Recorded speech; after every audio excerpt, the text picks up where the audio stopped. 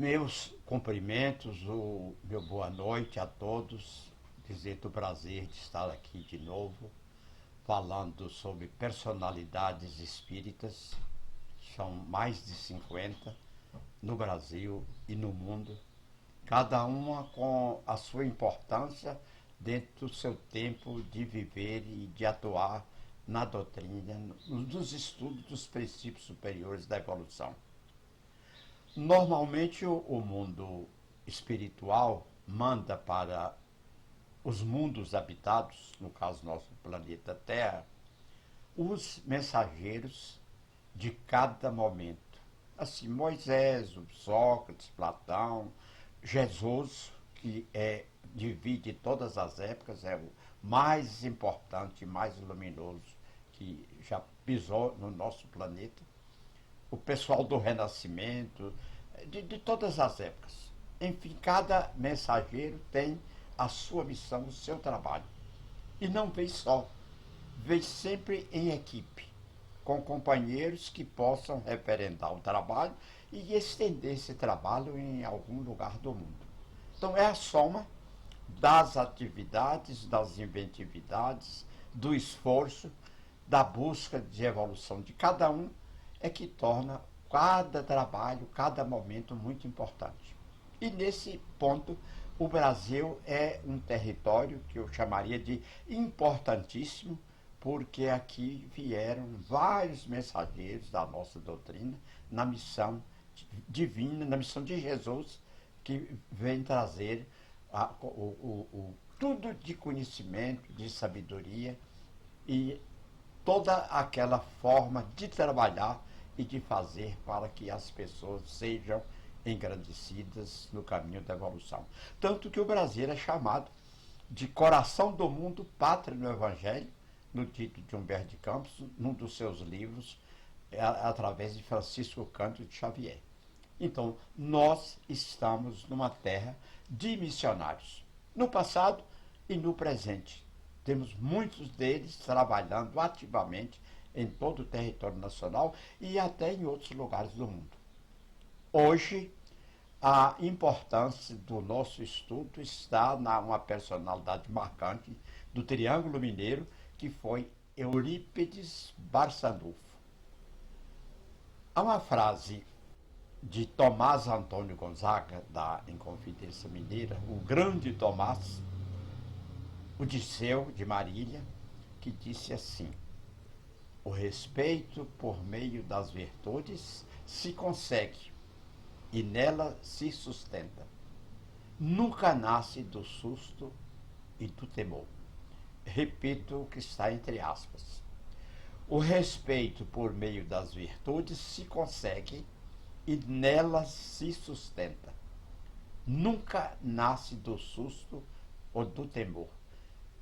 Quer dizer, as coisas importantes nascem da coragem, do bom discernimento.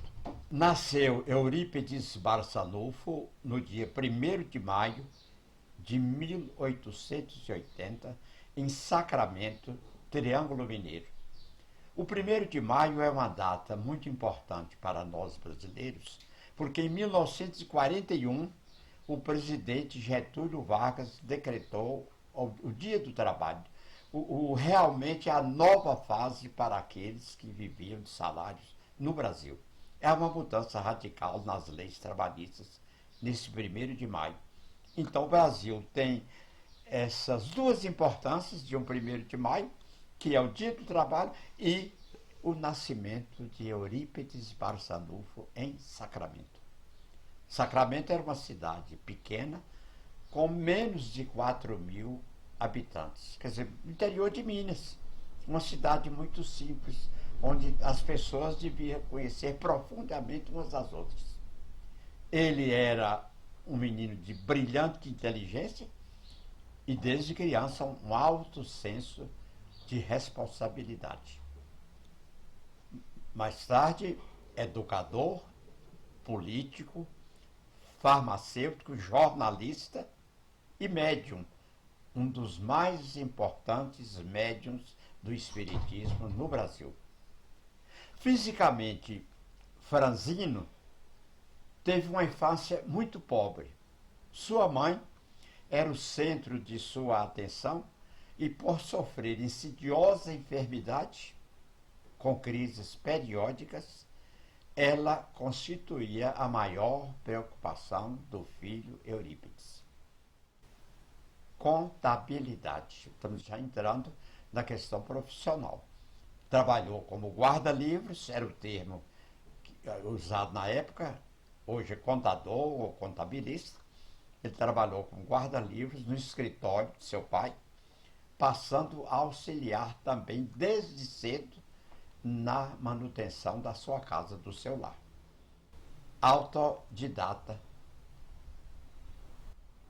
Autodidata, ele ministrava aulas de matemática, geometria, medicina, direito, trigonometria, astronomia, ciências naturais, botânica, francês, zoologia, português, inglês e espanhol. Um gênio. Eurípides entrou para o jornalismo e participou ativamente da fundação do jornal Liceu de Sacramento. Participou também da fundação do jornal semanal Gazeta de Sacramento, em que publicava artigos de economia, literatura e filosofia. Barçanufo tinha uma liderança comunitária, brilhante liderança comunitária. Viu-se guindada a posição de líder, segura orientação quanto aos verdadeiros valores da vida, do sentido de vida, que é o da inteligência espiritual. Nada mais importante na inteligência humana do que ter esse sentido de vida. Respeitável representante na comunidade desde muito jovem, tornou-se secretário da Irmandade de São Vicente de Paulo. E no setor de educação. Um fator que sempre foi a favor de Eurípides na educação. O governo, na época, estava progredindo na educação e os métodos utilizados por Eurípides estavam muito à frente do seu tempo, sendo modelo para muitas escolas. Quer dizer, Eurípides ditava modelos de ensino, de didática, de pedagogia. E ainda bem moço, estudioso e seguramente didático, repetindo, recebeu do diretor, do seu professor, a tarefa de lecionar para seus colegas de escola, ser monitor dos seus companheiros. Tinha só 22 anos quando fundou o Liceu de Sacramento, onde se tornou professor de diversas matérias, entre elas francês e geografia. Alguns alunos desse liceu, mais tarde, fundaram um serviço de assistência aos necessitados, denominado Sociedade dos Amiguinhos dos Pobres. Em 1907, praticamente início do século, criou a primeira escola brasileira com orientação espírita, o Colégio Allan Kardec, onde os alunos recebiam aulas de estudo bíblico, moral cristã e astronomia, além de todas as outras do currículo. Quer dizer, pela primeira vez, então, há um ensino de espiritismo em uma escola. Em relação à administração, ao setor administrativo, Eurípides foi diretor do Sanatório Espírita de Uberaba, em que ministrava aulas de matemática, geometria, aritmética, trigonometria, ciências naturais, botânica, zoologia, geologia e paleontologia, português, francês, astronomia, a mesma coisa de outras escolas, muitas e muitas matérias.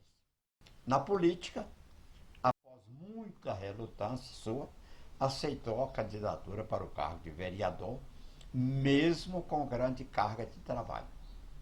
Ele era jornalista, professor e secretário da Irmandade de São Vicente de Paulo, que já tinha o seu tempo todo ocupado, mas mesmo assim aceitou uma nova missão. E como vereador, de 1907 a 1912, ou seja, durante 5 anos, beneficiou a população de sua cidade com luz e bondes elétricos, água encanada e um cemitério público. E agora é que chega o momento da doutrina espírita. Por meio do tio, que chamava Mariano da Cunha, de quem recebeu de presente o livro Depois da Morte, de autoria de Leon Denis, Eurípides se torna espírita, depois de ler o livro Depois da Morte de Denis. Encantado com o que vira e sentira, dias depois, Eurípides volta a Santa Maria, onde assiste a nova sessão. Na ocasião, numa dessas sessões, recebeu de Vicente de Paulo, o espírito, uma mensagem que o convoca para ser atuante na doutrina espírita. E na sexta-feira de Paixão de 1904, Eurípides, acompanhado do amigo José Martins Borges, foi de novo assistir uma sessão na Fazenda Santa Maria. Logo depois tomou conhecimento da existência, aí já com mais profundidade, dos fenômenos espíritas e passou a ler, a se manter maior conhecedor da codificação espírita de Allan Kardec. Aí ele volta totalmente sua atenção para a doutrina espírita, pesquisando, estudando por todos os meios e maneiras, até desfazer totalmente de suas dúvidas. Aí se torna espírita e sob pressões e perseguições de toda a ordem, Eurípides Barçanufo sofreu forte trauma, ficou doente, retirando-se para tratamento e recuperação em uma cidade vizinha, época em que nele desabrocharam várias faculdades mediúnicas, em especial a de cura, em especial a faculdade de cura. Sentindo a necessidade de divulgar o espiritismo, em 1905 Eurico funda o Grupo Espírita Esperança e Caridade, passando a desenvolver muitos trabalhos no campo doutrinário e nas atividades de assistência social. Em médium, ele um dia caiu em transe no meio de alunos, na escola, enquanto dava aula, logo foi depois da Primeira Guerra Mundial, que foi até 1918, dando os nomes dos participantes e a hora exata da reunião, quando foi assassinado um célebre tratado dessa Primeira Guerra Mundial. Aí chega uma hora de contato espiritual com o grande mestre Bezerra de Menezes, que vai dar a ele uma mensagem direta, está entre aspas: meu filho, as portas de Sacramento vão fechar-se para você. Os amigos afastar-se-ão. Sua própria família voltar-se-á contra você. Mas não se importe. Proclame sempre a verdade, porque a partir desta hora, a partir de agora, desta hora, as responsabilidades do seu espírito se ampliarão ilimitadamente. A partir de agora, você passa a ser responsável por uma nova situação doutrinária.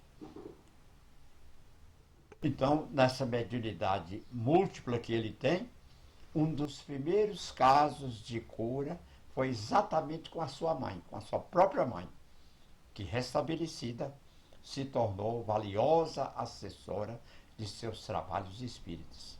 Então, mais um espírito de Sacramento que é a mãe de Eurípides. E essa mediunidade dele vai se desenvolvendo de forma notável, espontânea e multiforme, como eu já disse, como só acontece com espíritos especialmente preparados para isso e que tenham uma missão especial.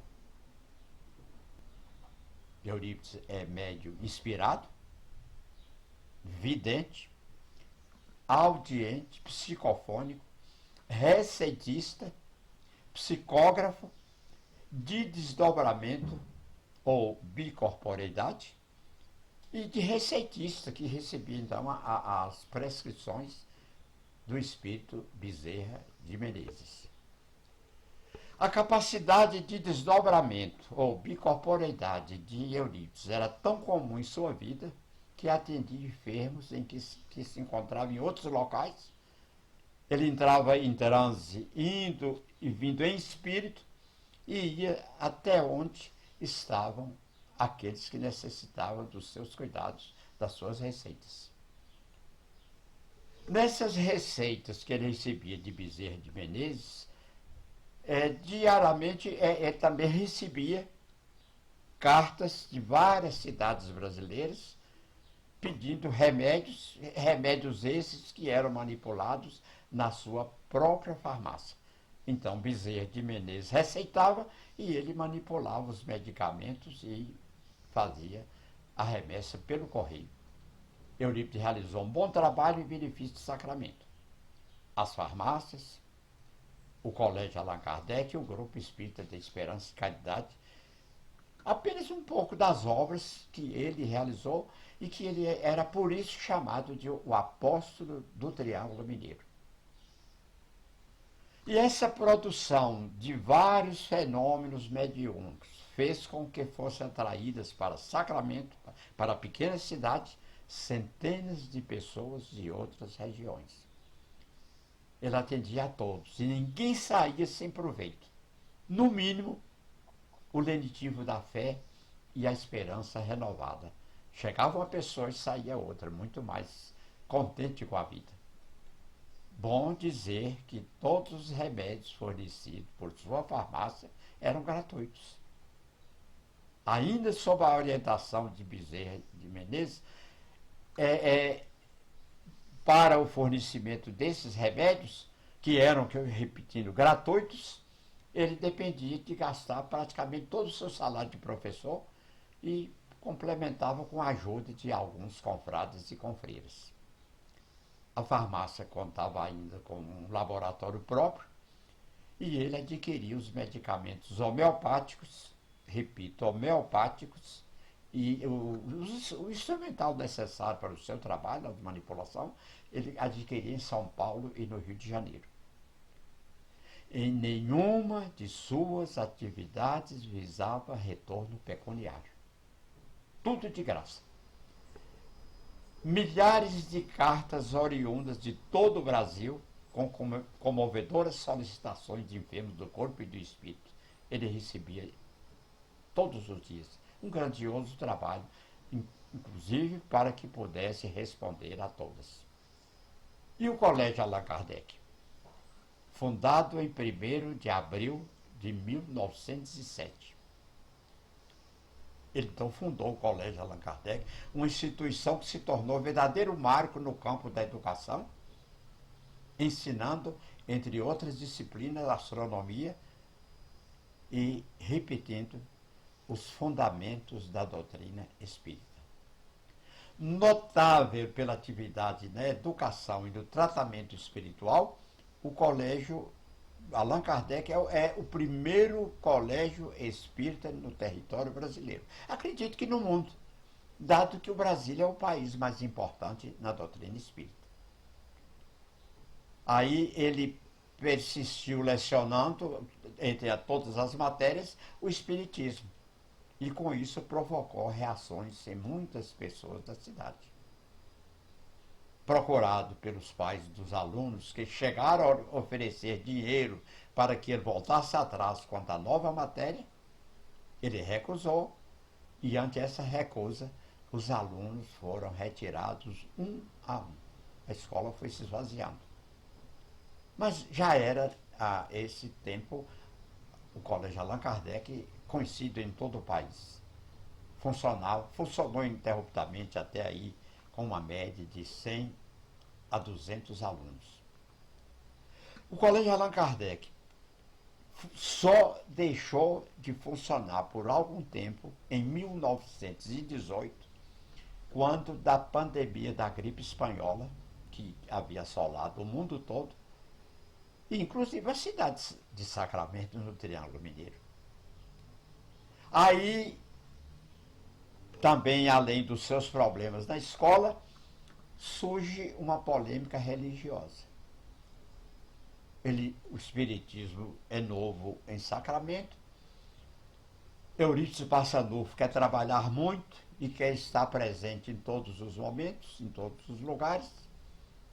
Então, é enviado a Sacramento, diretamente de Campinas, um religioso chamado Feliciano Iag, afamado por suas pregações e conhecimentos, quis, com suas argumentações, vir totalmente em direção contrária ao espiritismo, e visando principalmente a ação de Eurípides Barçanufo. O religioso desafiou Eurípides para uma polêmica em praça pública, que em termos foi aceita e combinada pelos dois. Eurípides aguardou serenamente a oportunidade de falar, iniciando com uma prece sincera, humilde e bela, implorando paz e tranquilidade para o ambiente propício a uma inspiração, a assistência do plano maior. Eurípides se preparou através da oração.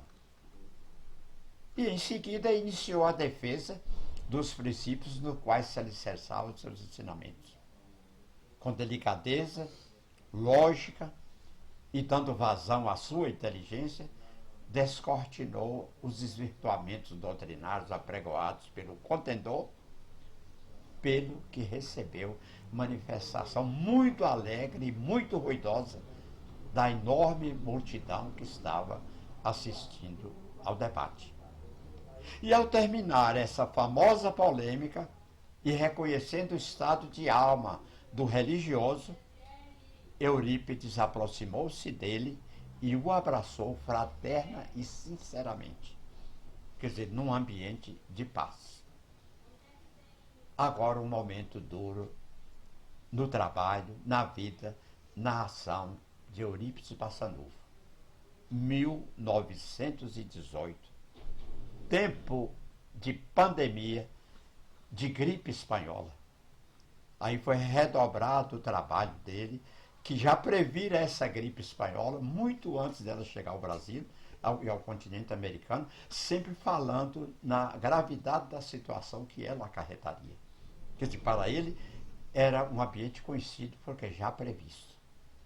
Manifestada em nosso continente, América do Sul, no Brasil, a gripe veio encontrá-la à cabeceira dos seus enfermos, quando ele auxiliou centenas de famílias pobres e carentes de recursos no tratamento contra essa insidiosa gripe espanhola.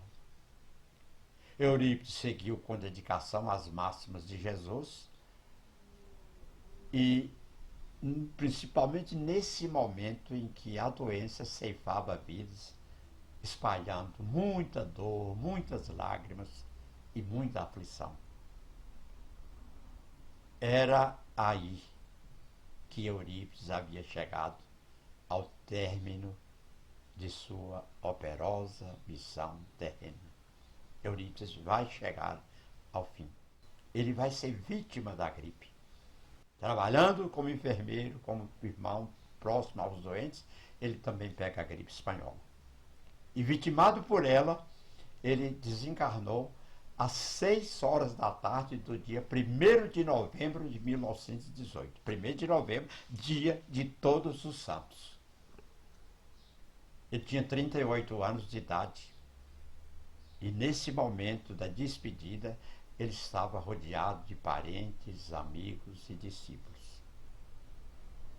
Dia seguinte, verdadeira romaria de Sacramento e de cidades próximas, acompanhou-lhe o corpo material até a sepultura, sentindo que ele ali ressurgia para uma vida muito mais elevada e muito mais sublime. Aí falemos de vidas sucessivas, porque há alguém que afirma, ou que afirmou, que Eurípides fora a reencarnação do escravo Rufo, um cristão praticante que aparece no livro Ave Cristo, de Emmanuel, psicografia de Chico Xavier.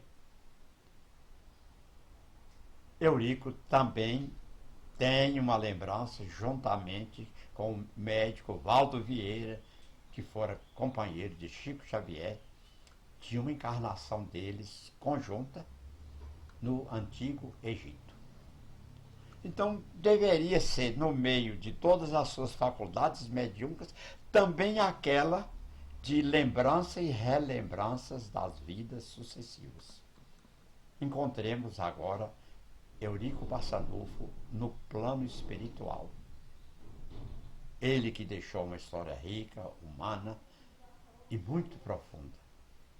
Continua ele sendo, no plano espiritual, um dos maiores missionários da doutrina espírita.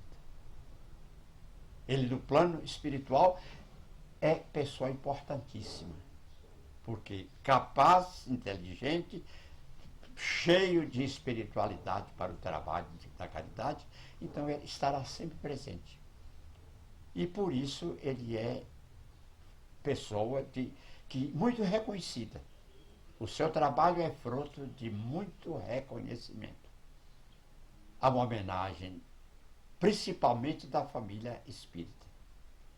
Muito importante todos os objetos ou assuntos, documentos dele que estão hoje no Museu Histórico de Sacramento, para que possa assim registrar para jovens e para turistas toda a história realmente de Eurico Barçanufo. E os livros? Muitos e muitos livros de e para ligados a Eurípides Barçanufo. Textos dele, o que é o trabalho do espírito, é o professor, é o companheiro, é o irmão, é o redator de cartas, e textos do espírito Eurípides Barçanufo, Eurípides Espírito. Muitos livros biográficos sobre ele.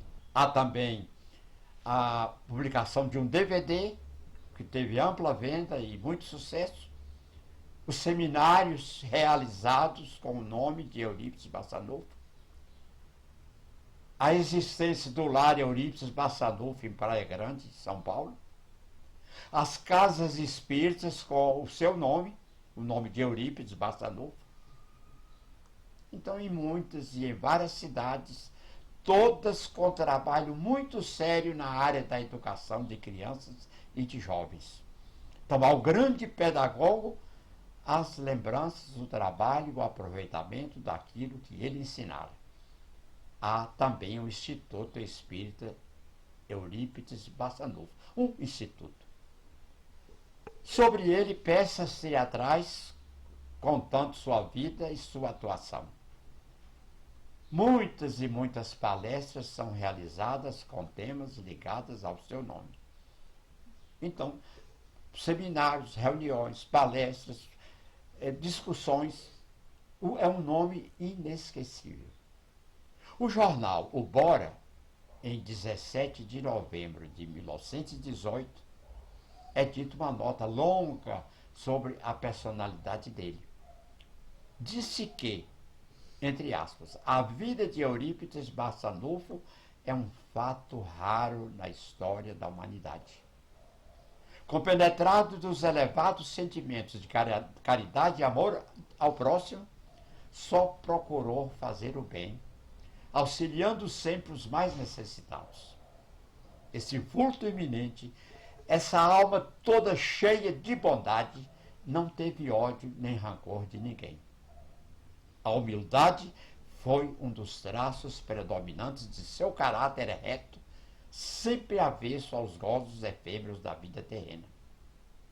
Então, terminando, importante lembrar, importante marcar que Eurípides Barçanufo foi um homem de bem. Um homem de bem. Um pouco diferente, repetindo, Eurípides foi um homem do bem. Um homem do bem. E aí, já em despedida, nossa maior gratidão a Eurípides Barçanufo, o grande irmão, o grande cérebro, a maravilhosa inteligência e aquele trabalho de caridade sem limites.